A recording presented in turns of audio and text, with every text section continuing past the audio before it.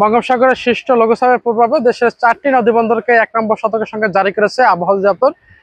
এর প্রভাবে সাগর উত্তর রয়েছে। আমরা এই মুহূর্তে রয়েছি কুয়াকাটা সমুদ্র সৈকতে। আমরা দেখছি যে গতকালকের তুলনায় কিন্তু আজকে স্বাভাবিক জ্বরের পানি বৃদ্ধি পেয়েছে। ইতিমধ্যে কিন্তু এই সমুদ্র সৈকতে পর্যটক সংখ্যাও কিন্তু সেই সাথে বৃদ্ধি পেয়েছে। আমরা দেখেছি সকাল থেকে বৃষ্টি হচ্ছে, বৃষ্টির সাথে সাথে বজ্র বৃষ্টি হওয়ার সম্ভাবনা রয়েছে। পর্যটকরা জানিয়েছেন সাগর উত্তর থাকার কারণে বড় বড় ঢেউ দেখার জন্যই তারা আসলে এই পর্যটন স্পটে ভিড় করেছে। সেই সাথে দেখে নৌ পুলিশের পক্ষ থেকে পর্যটকদেরকে বারবার সতর্ক করা হলেও পর্যটকরা সতর্কতা উপেক্ষা করে সাগরে নেমে পড়েছে এবং ঢেউয়ের সাথে তাল মিলিয়ে তারা আনন্দে মেতে উঠেছে। আমরা দেখেছি এতক্ষণে বেশ কিছুক্ষণ আগে বেশ কয়েকটি ট্রলার কিন্তু উপকূলে আসতে শুরু করেছে এবং মহিপুর ঘাটে কিন্তু শত শত ট্রলার নিরাপদ আশ্রয় নিয়েছে।